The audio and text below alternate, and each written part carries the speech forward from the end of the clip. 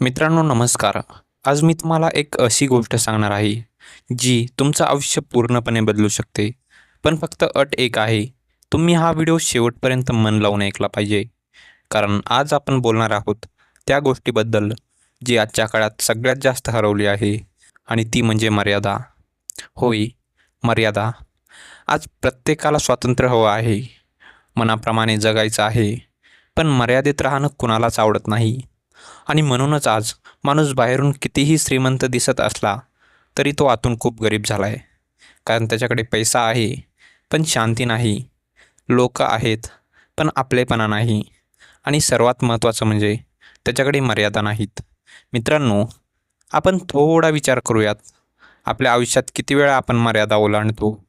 राग आला की आपण काहीही बोलून जातो.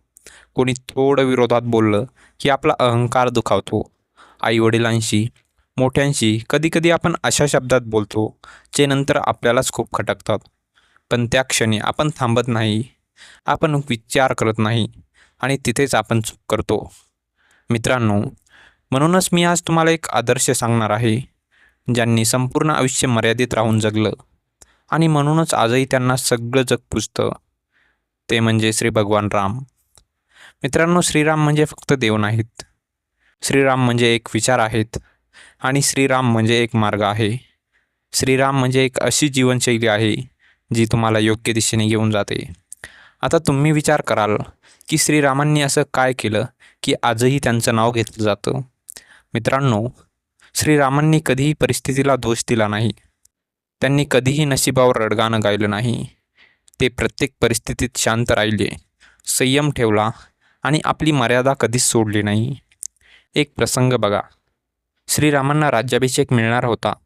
सगळं तयार होतं. सगळीकडे आनंदाचं वातावरण होतं. पण अचानक परिस्थिती बदलली. त्यांना 14 वर्षाचा वनवास मिळाला. आज आपण कसे असतो तर काय केलं असतं? आपण रागावले असतो, विरोध केला असता. आपण म्हणाले असतो की हे माझ्यासोबतच का होतंय? पण श्रीरामांनी काय केलं? ते शांतपणे सगळं स्वीकारलं. एक शब्दही तक्रार केली नाही, आणि आईवडिलांचा मान ठेवला, आणि आनंदाने वनवास स्वीकारला. हीच खरी मर्यादा आहे मित्रांनो. मित्रांनो, मर्यादा म्हणजे फक्त नियम पाळणं नाही.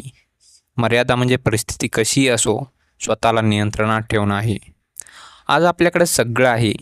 मोबाईल आहे, पैसा आहे, सोयी आहेत, पण तरीही आपण आनंदी नाहीत. का? कारण आपण मर्यादा विसरलो आहोत. आपण बोलताना मर्यादा विसरतो, आपण वागताना मर्यादा विसरतो, आणि हळूहळू आपण स्वतःलाच हरवून बसतो. मित्रांनो, आयुष्यात सगळ्यात कठीण गोष्ट कोणती आहे माहीत आहे का? स्वतःवर नियंत्रण ठेवणं. दुसऱ्यांना जिंकणं सोपं आहे, पण स्वतःच्या मनाला जिंकणं खूप कठीण आहे. आणि मित्रांनो, श्रीरामांनी हे करून दाखवलं. त्यांना राग येत नव्हता असं मी म्हणत नाही, त्यांना दुःख होत नव्हतं असंही म्हणत नाही, पण त्यांना कधी त्या भावना आपल्या वागण्यात दाखवल्या नाहीत. ते नेहमी विचार करून बोलले. ते नेहमी शांतपणे निर्णय घेतले. मित्रांनो, आपण सुद्धा हे करू शकतो, पण त्यासाठी आपल्याला थोडंसं बदलायला हवं. ते नेहमी विचार करून बोलले. ते नेहमी शांतपणे निर्णय घेतले. मित्रांनो, आपण सुद्धा हे करू शकतो, पण त्यासाठी आपल्याला थोडं स्वतःला बदलावं लागेल. सर्वात आधी आपण आपल्या शब्दावर नियंत्रण ठेवलं पाहिजे. कारण शब्द हे खूप शक्तिशाली असतात. ते एखाद्याचं आयुष्य घडवू शकतात, आणि तेच शब्द एखाद्याचं आयुष्य बिघडवू शकतात. म्हणून बोलण्याआधी नेहमी विचार करा मित्रांनो. दुसरी गोष्ट, रागावर नियंत्रण ठेवा. मित्रांनो, राग हा माणसाचा सगळ्यात मोठा शत्रू आहे. रागाच्या भरात आपण कसे निर्णय घेतो जे नंतर आपल्याला खूप त्रास देतात. म्हणून मित्रांनो, जेव्हा राग येतो तेव्हा थोडा वेळ शांत बसा. कोणालाही उत्तर देऊ नका, आणि नंतर विचार करून बोला.